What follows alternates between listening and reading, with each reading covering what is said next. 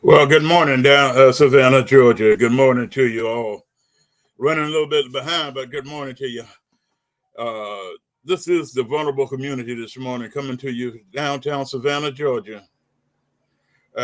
We are with you this morning. We have Dr. Robert Bryant with us and Natavia Sanders Mobley with us this morning. And we are going to talk about Savannah this morning and everything that's going on. So I'm gonna let these two people introduce themselves. Miss Mobley, you go introduce yourself. Hello, I'm Natavia Sanders Mobley. Excited to be able to talk about what we're going to talk about today. And good morning. I'm Dr. R.G. Bryant. I am former a city council candidate and public service commission candidate here in Savannah. Born and raised, went to the best high school, was a forest, and I'm sure all of our panelists would agree that is the best high school. All right, now we ain't gonna start that this morning. I did that for Brother Jerome. Hey, right, he bringing some Jamal energy here today. Hey, yeah, you can't go wrong with Jamal energy. I tell you, sometimes I wonder. Yeah, because I heard some different things about the high schools there. So yeah, everybody, if you're alumni, you think your high school is the best. Yeah, well, I mean, well, my son is a Jenkins person, so I'm gonna go with Jenkins. And they were basketball champion. He got a ring from Jenkins. I think that was probably the last basketball championship they won. Wow. Yeah. Well, my son went to Jenkins too. They had a championship football team. But there's a lot of things that go on in Savannah. Yeah. And we have a lot of champions coming out of Savannah. Yeah. Look at the draft. Yeah, that's true. The NFL draft. Look at the draft. Yeah. We had I think that was tremendous. Yeah, we had Nolan Smith last year. We had Lassiter and another young man this year. So, that's it. That's what I'm talking about. When we can say we get two or more people, it'll get one coming out the draft, come up in the draft. We're doing good. Mm-hmm. We know that we got people doing something they're supposed to do. The coaches are doing their job. The students are doing their job by getting the job done. Yeah. But what are we going to do about our people who are running the city? Well, and it's funny. It's funny you said, perfect segue. You talk about champions. We have city leadership, and I'm going to talk about this shirt in a minute, right? And right here in the neighborhood I live in, we have city leaders who wish they were champions and who are less than leaders. And I'll just start with that because I don't want to dominate the conversation. But I'm going to love this topic today because Natavia, I can take my gloves off now because they can't buy my words. If I don't know if y'all watch, I'm not for sale. I'm not for sale. I don't know. Not even that. I don't know if you watch wrestling, but it's like CM Punk. The gloves are off. I can say what I want. Go for it. Yes, so.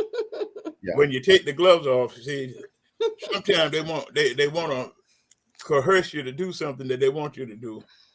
But you pull the gloves off and say, no, it ain't gonna be that way. Never was.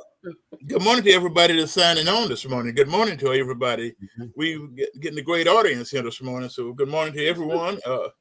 We're here out of Chatham County, Savannah, Georgia, and we are the vulnerable community, and we're talking about our city this morning. Mm-hmm. Well, Natavia, if you could give me, I don't know this for sure, but I know you mentioned your son with the Jenkins. Tell me about your relationship to the city because we definitely think, I definitely want you to be involved in the conversation. But help me understand your connection to Savannah. Well, my connection to Savannah is I'm an avatar. How about that? So, so unlike most people when they move to Savannah, you kind of take the tourist route of Savannah, and you kind of connect to the other people that I guess they call implants of Savannah. Yeah, I heard that term. So instead of being an implant to Savannah, I'm an avatar to Savannah.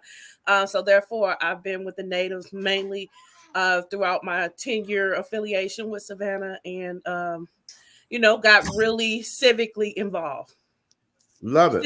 Civically and community involved. I can't say just civically, but definitely had have a civic alignment along with a greater understanding for the community, period. Like I've walked through all of the vulnerable communities. Well, and kind of sharing what you're offering, because I think it's good to have for our viewers to have context. I'm a third generation Savannah, so my grandfather's so weird, but I'm sitting next to my grandfather's picture, who was born in the 1800s.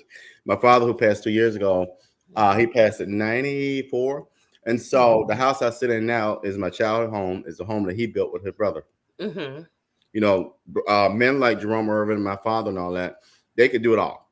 They can grill meat, they can build homes, they can do carpentry work, they can do wiring work, they can cut the grass, and then they can go out there and go to church and be pastors and deacons. They just could do that. We can't do that. I'm not trained to do that. I don't have that.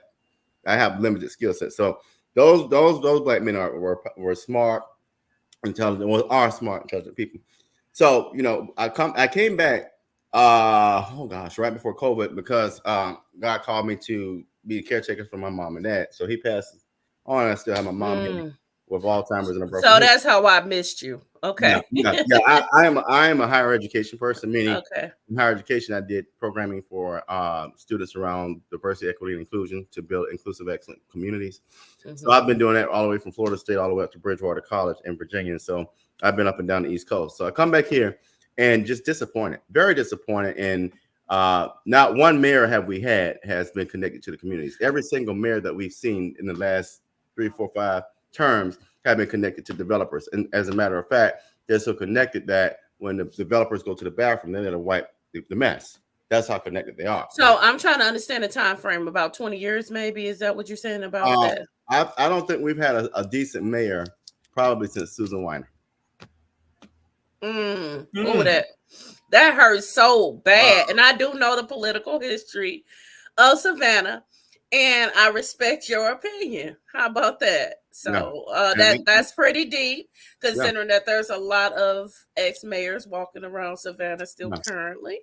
And the sad thing about it is, if you say that to them, they'll get butthurt instead of saying, "Well, why do you think that way?" I think, Brother Irvin, I think that's our biggest problem here with the Black community in particular, is they get mad when you don't agree with them, Natavia. But instead of saying, why do you think that way?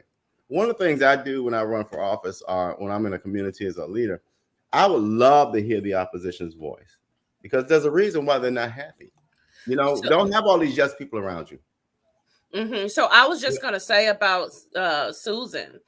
I mean, because wasn't she like an actress or something? Jerome, I'm not sure. So it would be more than likely she had a really good administration, and what we don't really look at when the mayors go into these seats, it's very important to have a great administration that can help push you along. They can't do it alone. They need a great team. So having a team filled with yes men, that might be an issue. Oh God, yeah. Oh God. You got to look at this too. I look at things from both sides. I try to look at things from both sides of the fence. And when you look at things from both sides of the fence, I think our biggest problem is we've had the opportunity to move Savannah forward. And moving Savannah forward, a lot of them think that it's a good thing to bring in industry. But look what industry is doing to the community. And you got to have smart growth, and I studied up under Bonetta Lanier, and she really made me understand, how to correctly. I mean, we're not like, development is not bad. It's all about the right placement, the smart growth, and all of those different factors that should chime in. So basically, you want to create win-win situations for everyone. If you got a business coming in and they're just getting the benefit alone, the community's not getting a benefit, then that's not a win-win situation. So it's more, smart growth and just understanding the right placement of things in a community, and that's why the shelter was opposed, because it wasn't the right placement of something in that community. Why would you put more poverty on top of poverty? Right. And that's one of the reasons why I fought so hard to organize that community around everything, just to be able to bring that up, because the community was looking like, what? They're coming. Everybody was pretty scared about that. So I'm happy to see that advocacy is still going forth, and that they haven't built it. I don't know if they will, and that kind of goes into what question I wanted to talk about, was the fairgrounds, because I was in the beginning of those different negotiations where they were going to give a development the grounds for $1, and it was stopped, and it was, they want to build housing on it then, and now I see that they still going to get a chance to build housing, where the community was hollering about, we want something more equitable that can bring some prosperity to the community. Well, when you have a alderwoman of the 5th District who sat there for 12 years and has only been there to pocket cash from the developers, and has only been there to make small deals with people, and has only been there to make sure that her husband and her family get these deals, you have a problem. She doesn't. But I do. Wait a minute, just to Stella, you watching? No, I don't care. I'm just saying. I've been watching from 2016. She opened up the conversation. She's been all for whatever. No, I'm just saying 2016 is when this conversation started. Like I said, I didn't live the history of it. And she opened it up, and it could have definitely been done however it wants to. And of course, she's a politician, and she's going to go with the majority or whatever the majority thinking at that time. But I do know, I watched 2016, all these different ideals surfaced from 2016 to now, just to get back to what they started with, which I was just looked at the article like, what? Well, here's the thing. You have a P3 development that you're in bed with, and people hate. I don't mean that she's sleeping with them, you idiots who believe that. No, what that means is because you got some real dumb people in this community over here who are educated dummies. But be nice, be nice. No, it's not be nice no more. That's our problem, Natavia. We're being too damn nice. Look, I'm an activist. Wait. Let me just. No, ma'am. We're going to say it like it is. At the end of the day, I don't mean that she's sleeping with them. But no, I know that. But let's not call people dummies. Let's respect people. I'm going to call it what it is. They are elected officials, and we got to give them that. Listen to what I'm saying. If you are going to walk a path when you know what's wrong, you are a dummy. Period. That's what I live with. But some people have know that they are walking wrong paths. I don't care. That's what I'm going to define them as. That's an opinion. Just because you're highly intelligent, doesn't mean they're highly intelligent. They're highly intelligent, but they're walking down the wrong path. So they are dummies, period. That's it. So just like a classroom, right? Like we tell our kids, no put downs, all that. Let's not put people down. Let's not call names. I'm not putting them down. I'm calling them what it is. Okay. I'm not. That's our problem. We want to play nice with people. I don't play nice with people. I play respect. It's a difference. I don't play nice when I walk in the room. And people, if I'm coming towards them, they're going to breathe real hard. I'm not here for respect. I'm here for change. They're going to breathe real hard because what they know I'm going to do, I'm going to respect them first. Well, but when I come to them with some approach or some position, I've done my research, so I'm gonna come fully loaded. My information in me is what gets people mad. I'm not fighting for their feelings. And they can't we're gonna take the boxing gloves and put the boxing gloves back on. That's it. If you can't get in the kitchen and get out. Now I'm no longer here for respect. Respect has gotten us nowhere. Respect has gotten our communities encroached upon. Respect has allowed these warehouses and these developers to take over our Black communities. It's no longer about respect. That was lack of accountability. I'm not done. What we have is a fairgrounds now that you all want to put housing on. The respect that you're talking about has ignored every single person in Fowler Park and Tatumville. That's what respect has gotten us. That's what dignity and decorum has gotten us, Van. What we're going to start doing now is telling you what it is. Half of these people over here are very intelligent. But when you sit here and you allow an alderwoman to lie in your face, you are now a dummy. Period, point blank. We know better. We've seen the model. We've seen Charleston. We've seen Atlanta. But we're going to sit here and pretend like all of a sudden Stella and Van got it together and know what they're doing. They don't. And guess what? Our elders lose out. So why am I calling them that? Because I want to agitate. I want to get that's good. And I want to fight. That's good. And so let me go ahead and address that. So again, I don't believe that it's a matter of them not know. It's a lack of accountability from the citizens as well. And how do citizens make elected officials accountable is by understanding what the elected officials should be doing so that they can properly advocate respectfully to that elected official so that they can do what they want. Because if they know that you're watching and they know that you know what they're supposed to be doing, it's really hard to then discredit and say that, no, I'm not should be doing that. But I still, like I said, I'm not going to ever call anyone a dummy. I might think it, but I'm not going to disrespect anyone like that because I wouldn't want them to do it to me. Let's talk about disrespect. Let's just talk about that disrespect one thing. So let's talk about it. So I ran against the sitting alderwoman, right? I was disrespected for a whole 12 months because I decided to run against somebody who's ineffective. Okay. I've been talked about. I've been silenced. I've been even watched. So if we want to talk about respect, I'm going to keep going. December of this year, of 2023, I'm elected the vice president of Liberty City Community Association. Because the president, Ms. Davis, Ms. Clinton, Ms. Jones doesn't like me, they found a way, along with this alderwoman, to void the whole election and start over again. Mind you, the same president who was elected and can't stand me doesn't even live in this neighborhood. I do. Mm-hmm.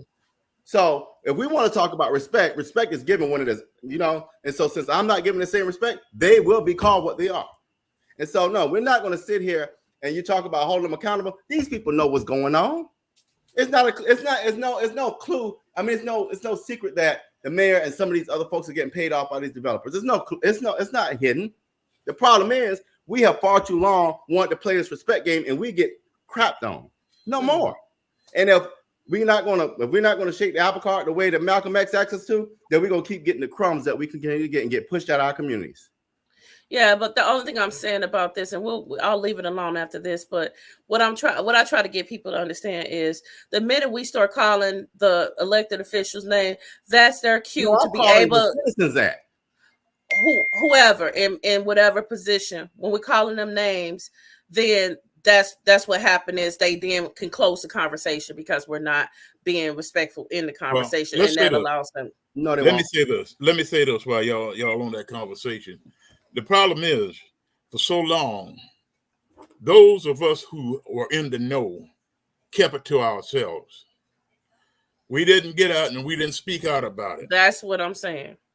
Now we're talking about the people who have been taken advantage of. So if we're going to talk about those people who've been taken advantage of, we have to talk about ourselves who didn't get out there and spread the word. The last two elections, I started talking about accountability. And when you talk about accountability to these people, they don't understand, what accountability really is. And when you're talking to them, you have to explain to them how they can hold these politicians accountable. You cannot just say, well, accountability and walk away from it. You have to tell them and you have to show them how to hold them accountable. Other words, if you don't, it blows over their head. Totally. We have to think about how we can bring the accountability to our neighborhoods and make them understand the accountability of what is happening to them in their neighborhoods. All right, I'm gonna it's time for a break, y'all. Let's go to a quick break. We'll be right back to you. Okay, let me get us ready for that break. Hold tight. While we're getting there, let me just speak on this really quick. I agree about accountability, but and I live in a community of highly educated folks, and they know better, and they knew what was going on. But because Van and Estella are your friends, or Linda and Diedrich are your friends, you let them do what they want to do. It's time out for that foolishness. And I'm not going to sit here and play footsie with them anymore. And if they don't like the words I use, then do something about it. It's time for a commercial break.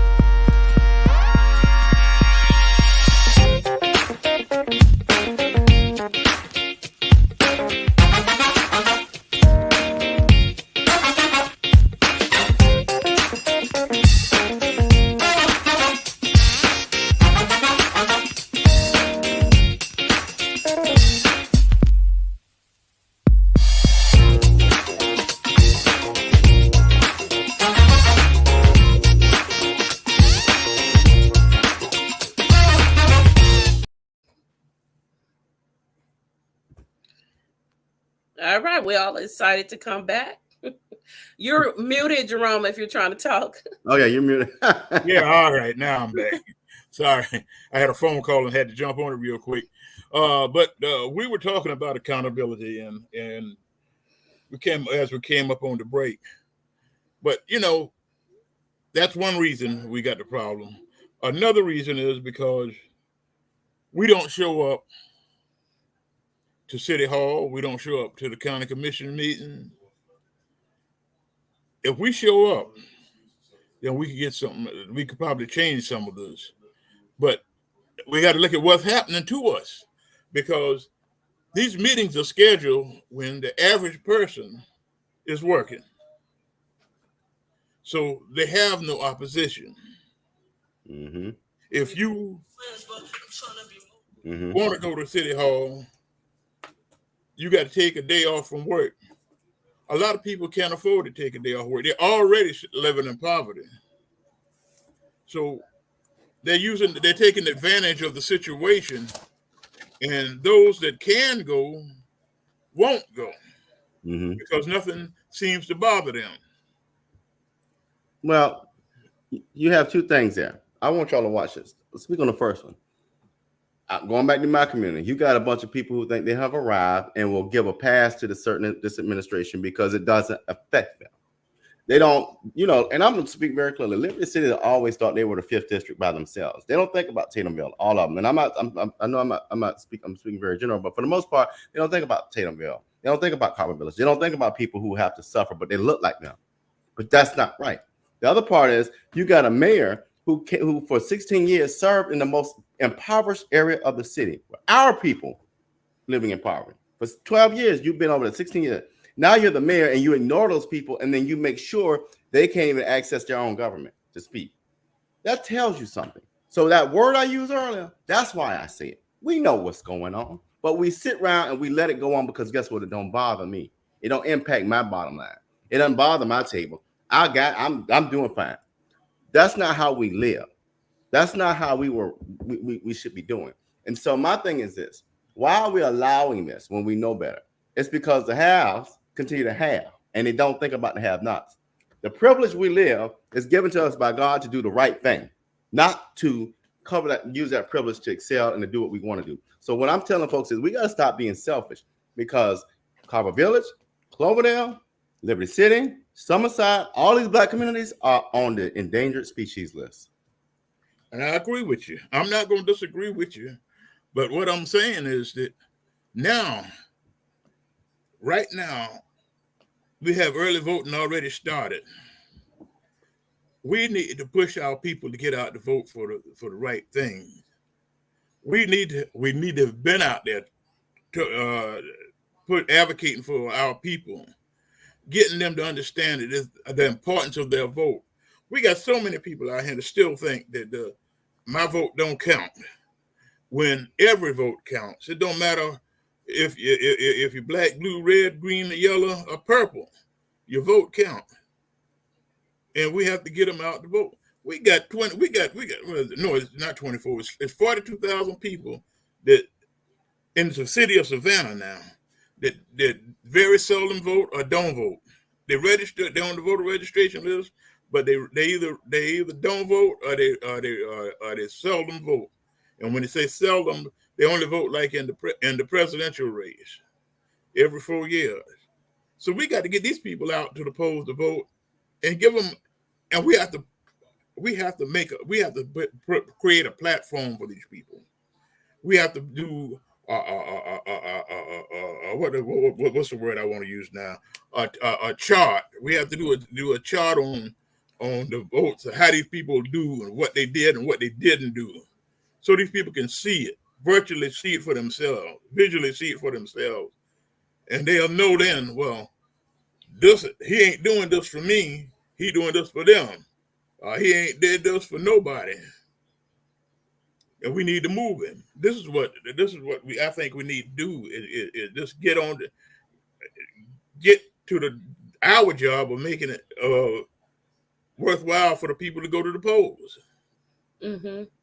And the other part of that is we need candidates that make people excited and they want to vote. We shouldn't have to do all that as community organizers trying to convince the people to get out to vote. If that was really candidates before the people that excited the people that the people could trust, we wouldn't have to do all that work. And that's the other issue. Like, I mean, you know, you look at the presidential election, you kind of knew who was going to be the two people at the end of all these people in America.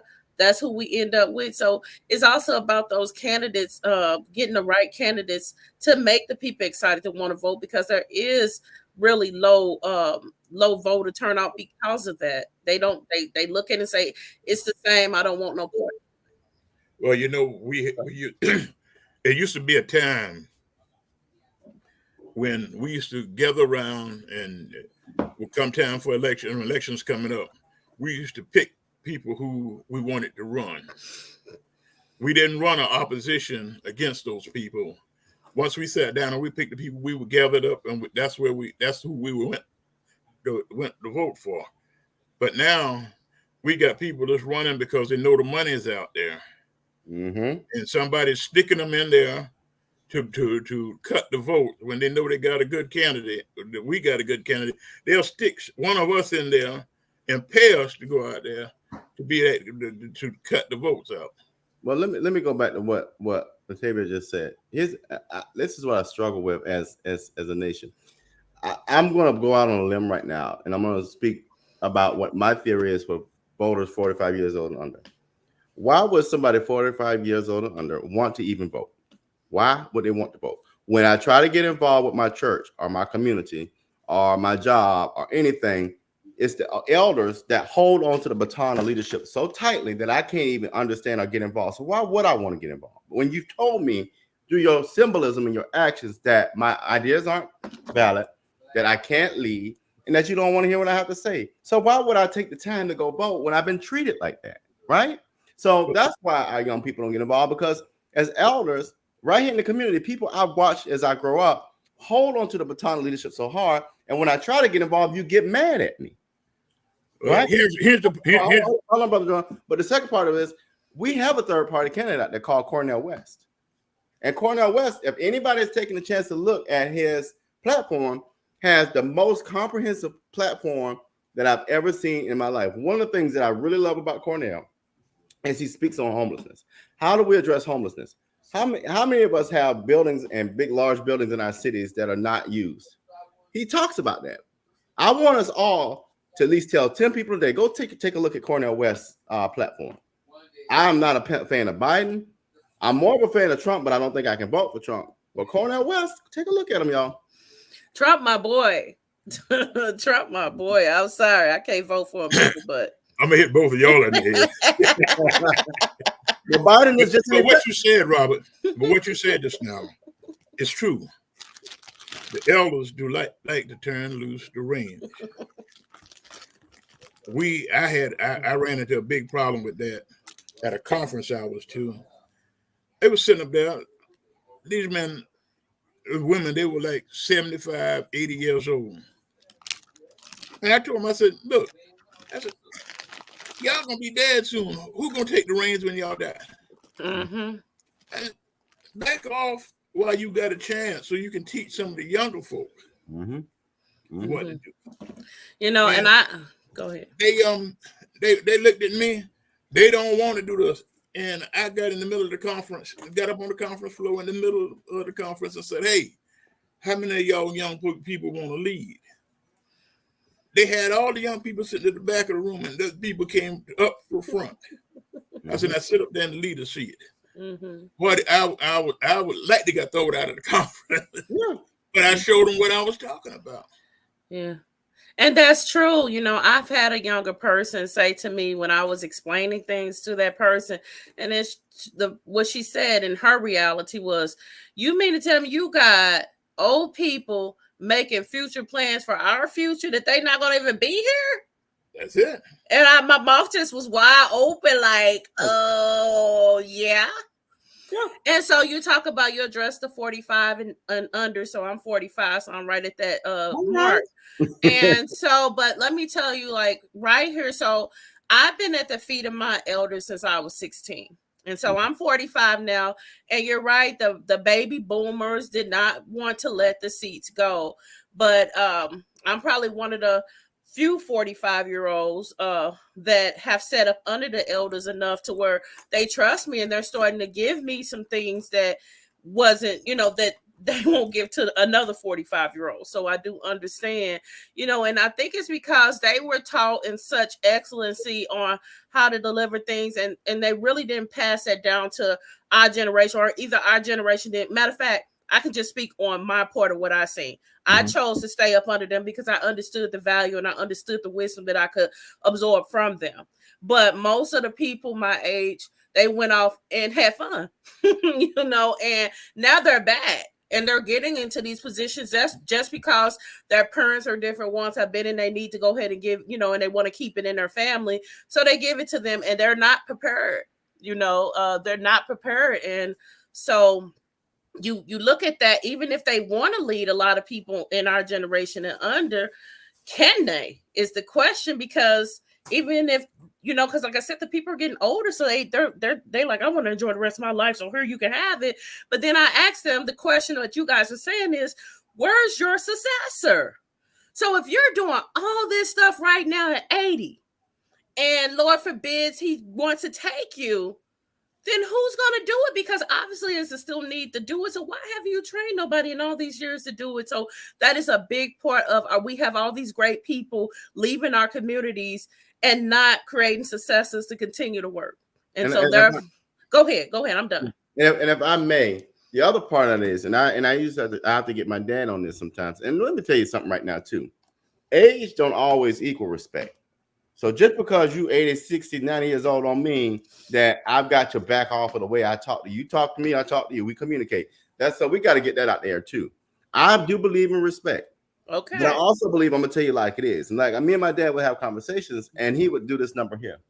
And I'll use this mayor, for example. He's good. What that means is he shows up at events, he dresses nice, and he talks a good game. But you're not talking about policy. And I used to pull my dad, I put him and said, Dad, what do you mean by that? And I explained to him, I said, these are the things like I just listed. That's what you're meaning. But when it comes to policy, protecting the community and being a real advocate, he's absent there. And so when you say good, just say he's good looking or he's good at just talking, but he's not successful. Because when you put your communities in the background, when your communities are still flooding and elderly folk getting put out because you want lower the millage rate, when you making sure that your communities and your black and brown folk getting pushed out like in Atlanta and Charleston, you ain't no good. You're not good. You're just a good figurehead. You're a good talking point for the developers. Well, and regular people like your father might not know that. And that's what I was saying earlier. Just because you have a certain mind frame doesn't mean everybody else understands that. And I can just think about my 45-year-old mind and my 16-year-old mind when I first started into politics. I didn't have a clue in what I have now, and so there is a growth process. There's an emotional maturity process to all of this, and we all do it in different stages. That's why I have to meet people where they're at and try to get them to where I'm at, and it's not going to happen overnight. So that's why I was saying about the respect part, because I have seen people that have, if I would have just came off and said, you big dummy, and they wouldn't even kept listening to me. But I seen people start from one position, but once I continue to educate them on what it is that they should be looking at, because somebody had taught them wrong, then they were able to say, oh, I see it now. And they were able to then change their avenue of how they be accountability partners and how they look at candidates. But if that's what you're feeding people, because we got a lot of groupthink people, and so that's what they looking like. Okay, he looks like a politician. He look, you're good, you're clean, you smile real nice, because we got a particular politician here.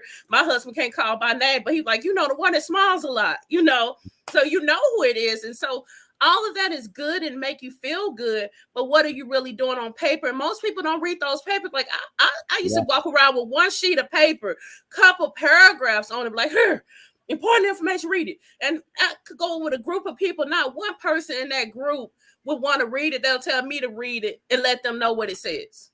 But in the same token of that, you've got the older folk that need to reach back and grab some of the younger folk by the hand and say, "Come on, let me train you. Mm-hmm. Let me teach you. Let me show you how this is done." But then when you look around, they're not reaching back. That's been our problem. We have not took the time to train up our children, our young folk. We built a program called Building Futures, where we taking the kids. We know everybody's not going to college. Everybody's not college material. But we can take kids and put them in the atmosphere in a position where they can make 6 figures a year, and don't have a debt behind them when they. He muted. You muted. Yeah, there we go. I got it back. I don't know how you muted that. That was impressive. Yeah, our kids, we train them up and we get them into the position where they can make 6 figures a year. Who is going to reach back and help these kids?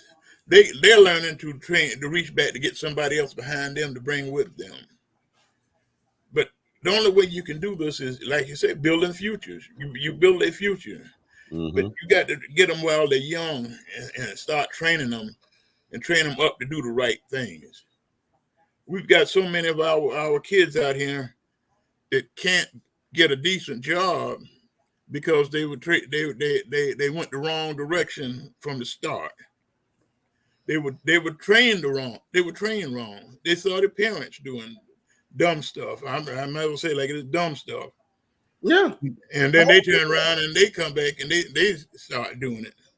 When you can get a child out of that situation and give them a new hope and teach them something different and show them that they can make a decent living besides these girls out here shaking their booty, these boys out here walking around with their pants hanging down, and make a decent living, then we can start changing this world.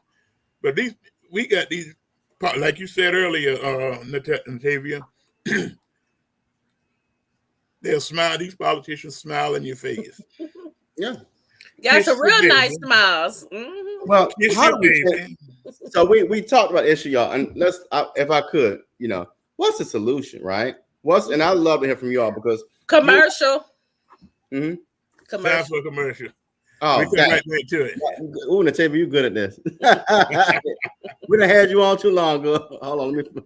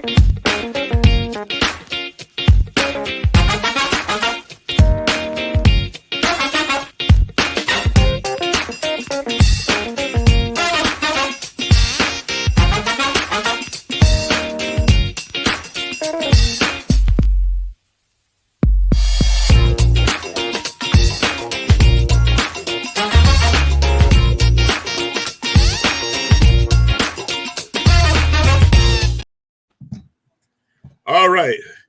Now, Robert, you were fitting to jump on us. Go ahead. No, I think I would love to hear from y'all. So we listed, a number of the concerns and community issues. So and I'll start with, I'll kind of answer the question to start with, but I was going to ask, how do we resolve it? One of the things is, I am so proud to work, we have a particular nonprofit, and I won't out them because I'm not authorized, but they work with a very powerful politician here in the state, and they've come to Savannah, and they're going to get out here and do some real strong advocacy.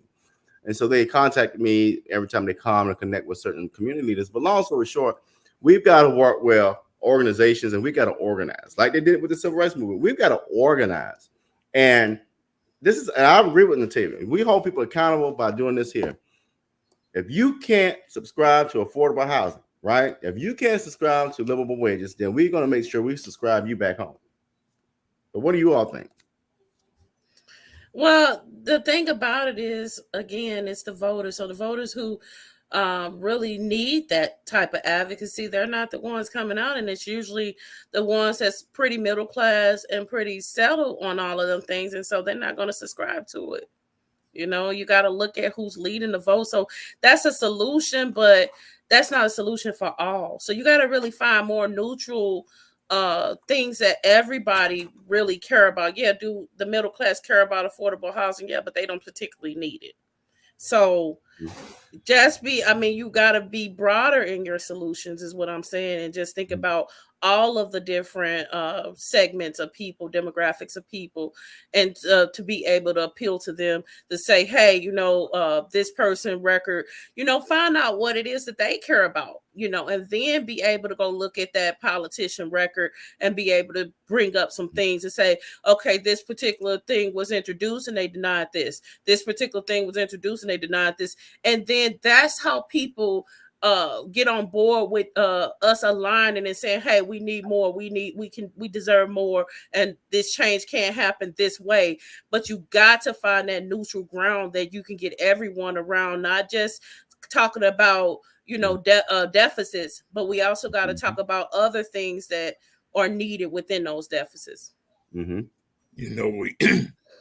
When I agree with both of you, but when you're talking about affordable housing, where is housing affordable anymore?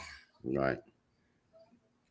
You got people out here can't make $1,600 a week. Yeah. Barely making $1,000 a week if they're making that. And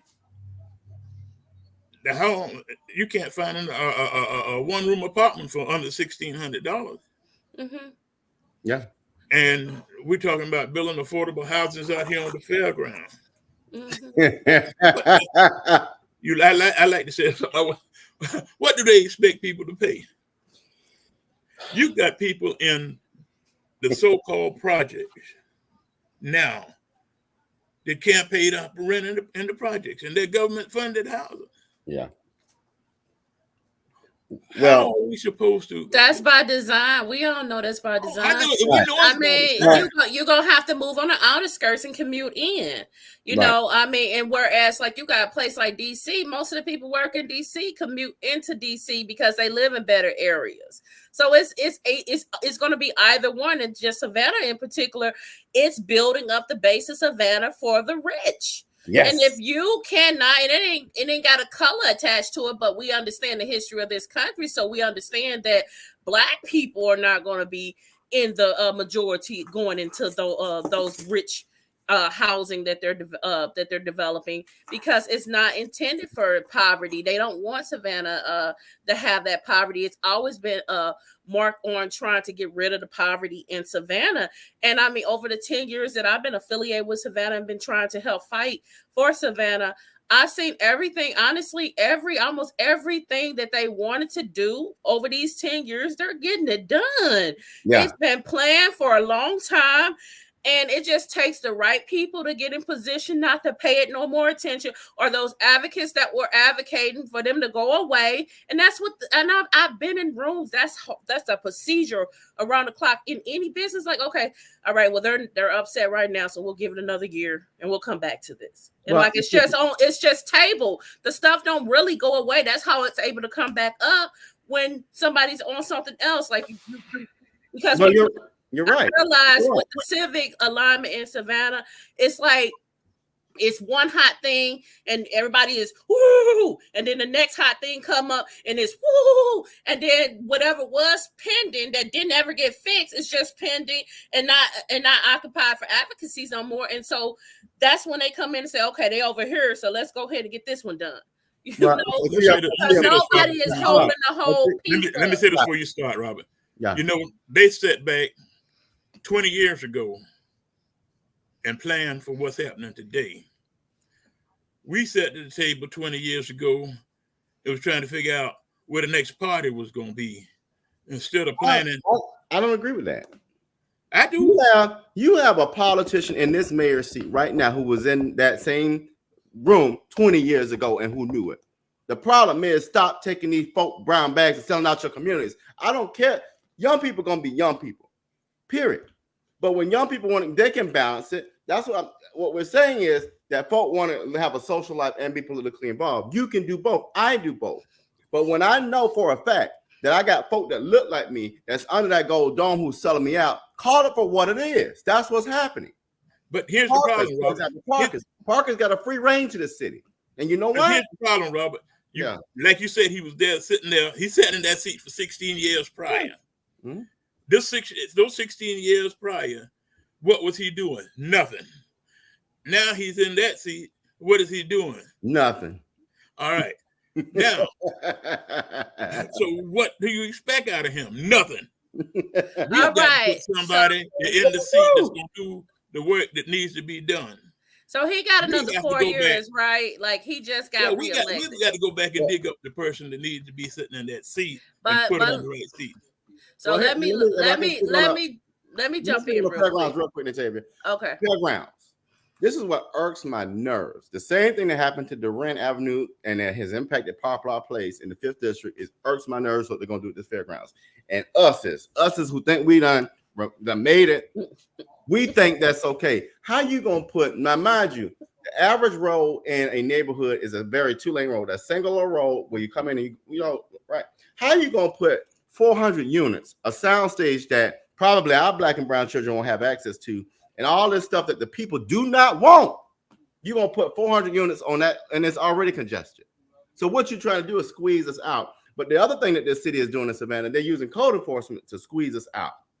I'll never forget when I campaigned in Natavia, I sat with a woman in Tatumville, an elderly woman who was a retired teacher, who was crying because it went up on her property tax bill. By the way, that property tax that you all were supposed to use for stormwater drainage and doing nothing about it, it went up on her property tax bill. She couldn't figure out how she was going to get her medication and groceries. And now you're going to put 400 units on the other side of her home. Black folk doing this to other black folk. And what gets me with us is who made it, well, he can't do that by himself. No crap. That's why he got his other cronies to help vote with him. I just need us to take our head out the sand and stop being silly and start thinking about the least of us and your brothers and sisters who look like you. Because when they get put out, guess who's next? You are. Well, I mean, maybe, but if you're a good and you're an icon digger, you might not get put out. So I'm just saying, I mean, they take care of the good. But overall, I hear what you're saying. And I see what you're saying because I can see, because I've taken the time to see beyond what the filters is. Go back to Van, just so I won't be in it. I'm not a Van fan. I think that Van could have done more in his position, but I'm not sure Van knew what to do in that position for real. Like, it's a matter of when you're indebted as a politician, you're either going to go with big business or you're going to go with the community, and it depends on who's pulling and who's doing what. But if you got people calling him out of his name and this and that, and not making him feel good, but then you got business people saying, come on, come have dinner with me, all that, that's what happens. It's a grooming process, and it's like, okay, well, you the people elected you, so you shouldn't be indebted to big business, but that's just who comes in. Once that the people do the work to elect these people, then you leave them, and then big business gets them, and that's what I see has happened. Well, let me add this. I don't. There's two parts of how I operate. I have a personal side in the business. As a personal person, I have no problem with the man. I think he's a very smart individual. I like him as a person. As a politician, he's an idiot. Period. That's where we have a problem in the black community. We want to blend the two. Oh, he don't like me. It's not that I don't like you. I don't like what you're doing to my people. Give you a case an example. It's personal to me. This house I'm sitting in right now, my daddy built it brick by brick. And had it not been by the grace of God and my parents having enough foresight to make sure that we secured our investment, we would lose it. There's no way in the world I would be able to afford it if they didn't plan ahead. Other people like me and other families like me don't have that same privilege, so they lose the investment. What do I mean by that?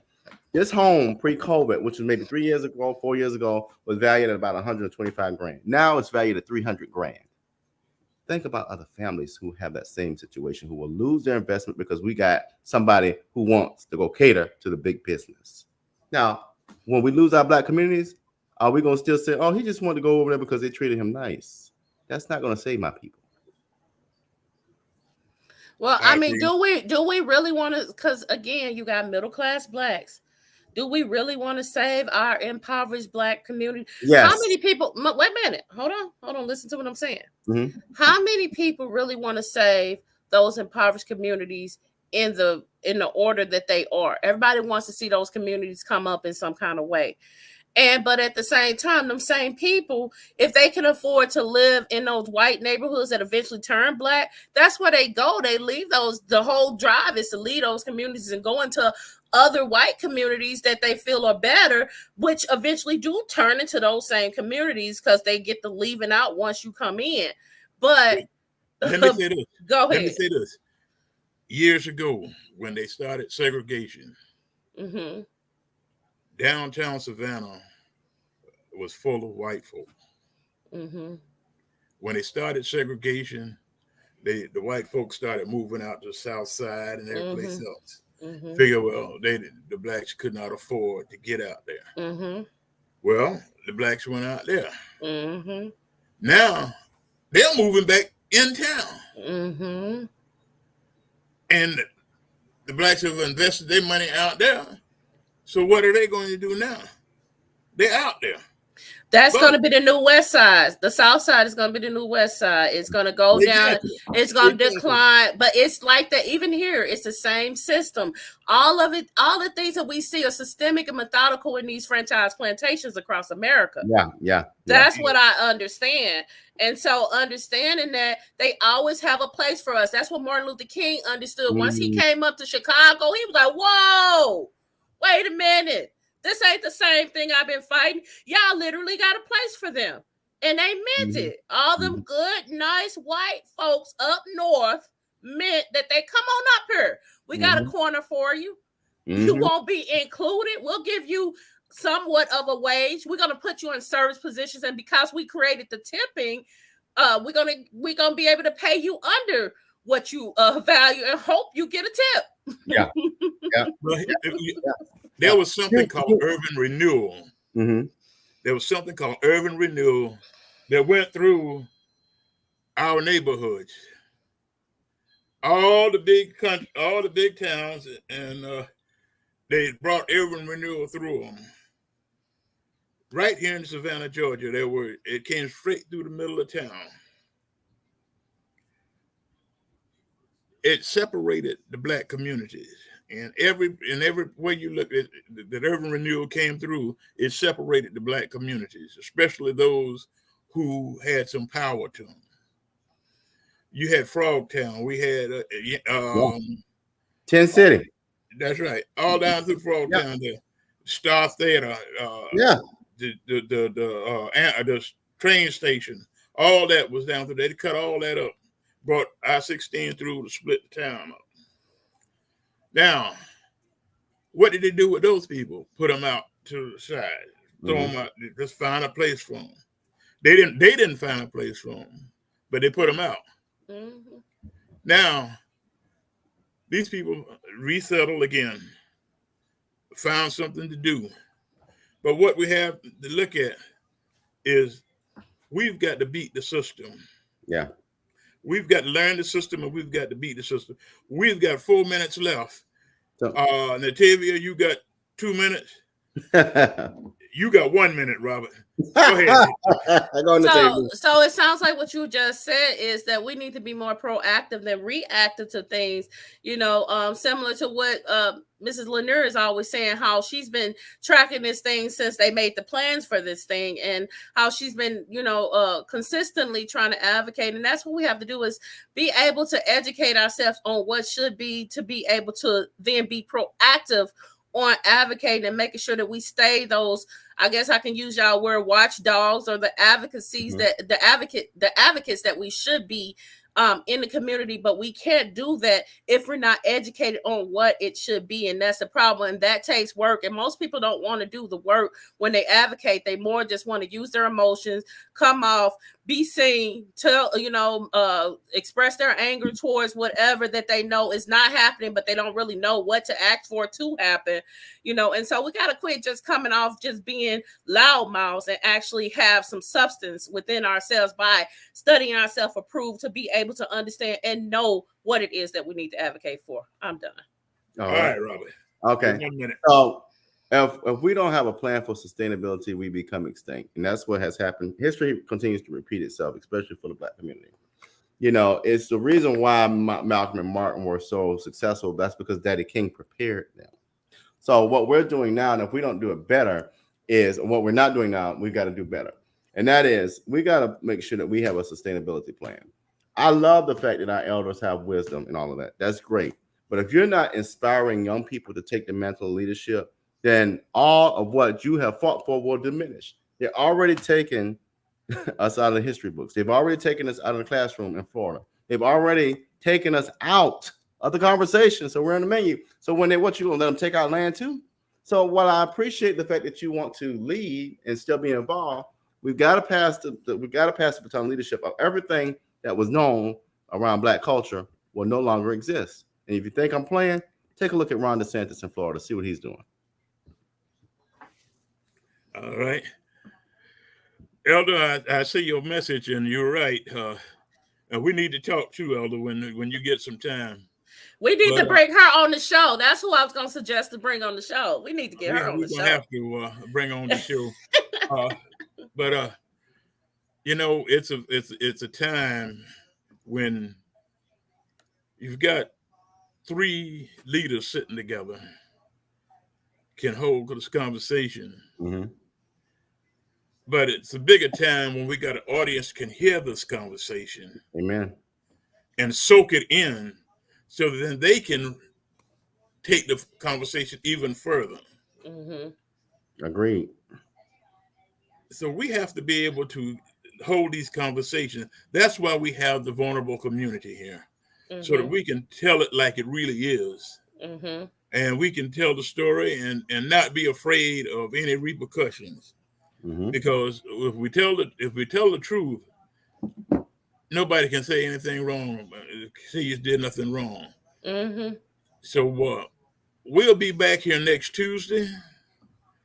Robert, I'm gonna need you next Tuesday, brother, because we're gonna start the marathon off right here next Tuesday. Cool. And Natavia, I guess you told Natavia about that, but I think it's a great idea. I don't know, but I'll find out. We're gonna have a marathon going on getting people to the polls to vote. Okay. And so we'll be right back here. We'll have some new guests, and we're gonna talk about voting, and we're gonna do a lot of other things. So y'all stay tuned to the vulnerable community, and we'll see y'all next week right back at 10 o'clock in the morning. Talk to y'all later. Everybody be blessed. See y'all. Bye. Bye.